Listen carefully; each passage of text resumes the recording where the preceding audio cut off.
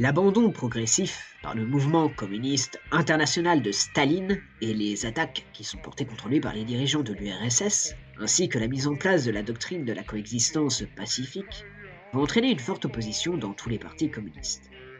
Au fil des années 50, le fossé va se creuser entre les partisans de l'URSS et les anti-révisionnistes, menés principalement par le Parti communiste chinois, soutenu par le Parti du travail d'Albanie et le Parti communiste indonésien.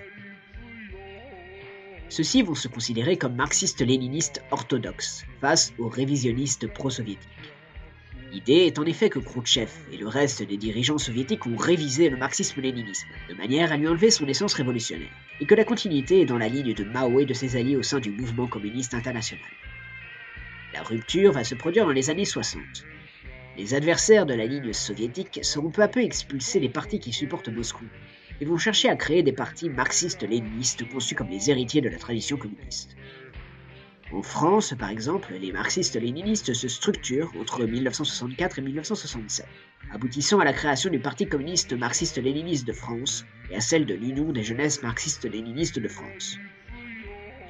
Ces mouvements marxistes-léninistes sont divisés, notamment sur des questions tactiques. Certains désirant mettre en place des fronts populaires contre l'impérialisme américain afin de défendre la Chine, l'Albanie et les États qui leur sont alliés.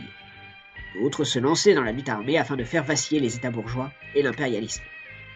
Un autre point de division est la révolution culturelle, que Mao lance en Chine en 1966, pour avancer selon lui plus loin vers le communisme, et que certains marxistes-léninistes voient d'un œil sceptique. Ces mouvements vont surtout se développer sur une base anti-impérialiste, de soutien à la plupart des insurrections contre le colonialisme et l'impérialisme dans le tiers-monde, en particulier à cette époque la lutte pour le Vietnam contre les États-Unis. Les mouvements marxistes-léninistes qui se lancent dans la lutte armée sont nombreux dans les années 60 ou 70. Les Brigades Rouges en Italie, les Naxalites en Inde ou le TKP-ML TİKO en Turquie. Les partis marxistes-léninistes réussissent même à prendre le pouvoir dans plusieurs pays, notamment en Afrique, comme dans les républiques populaires du Bénin ou du Congo. Le mouvement marxiste-léniniste va se fractionner en deux camps principaux à partir de la mort de Mao en 1976. L'Albanie et son principal dirigeant Enver Hoxha vont dénoncer le maoïsme comme révisionniste, condamner la théorie des trois mondes que la Chine avait formulée ainsi que la révolution culturelle mise en place par Mao en 1966 et s'engager dans une ligne très en faveur de la défense de Staline, avec comme objectif de créer des fronts populaires et de mener l'insurrection du peuple quand celle-ci viendra. Les anti-révisionnistes qui ne se tournent pas vers l'Albanie vont alors soit rester totalement fidèles à la nouvelle direction chinoise, désormais menée par Deng Xiaoping, soit dénoncer celle-ci, qui a mis officiellement fin à la révolution culturelle, et se tourner vers autre chose. La référence pour ces derniers va devenir Abimael Guzman, surnommé le président Gonzalo. Il se lance dans la lutte armée en 1980, à la tête du Parti communiste du Pérou. Celui-ci théorise que le maoïsme est la troisième étape du marxisme, après le léninisme, et que ses principes peuvent être appliqués universellement.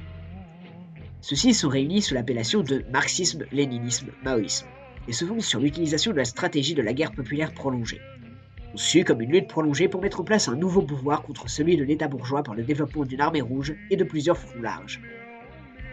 Ce nouveau pouvoir révolutionnaire sera une dictature du prolétariat, directement socialiste dans les pays impérialistes et de nouvelles démocraties, alliance des classes opprimées dirigée par le prolétariat dans les pays semi-féodaux semi-coloniaux. Les maoïstes développent également la théorie de la ligne de masse, c'est-à-dire la nécessité de l'enquête pour toujours rester au plus près de l'esprit des masses populaires et de s'y adapter en permanence, car seules les masses font l'histoire et donc la révolution. Après la révolution, la persistance de l'existence des classes rend nécessaire la continuation de l'avancée vers le communisme via les révolutions culturelles, pour affermir le pouvoir du peuple, sur le modèle de celle qui s'est déroulée en Chine à partir de 1966. Les références pour les marxistes-léninistes maoïstes aujourd'hui sont les luttes armées se déroulant en Inde et aux Philippines sous la direction de partis communistes d'obédience maoïste, ainsi que l'analyse de l'échec des tentatives non abouties comme celle du Pérou ou du Népal.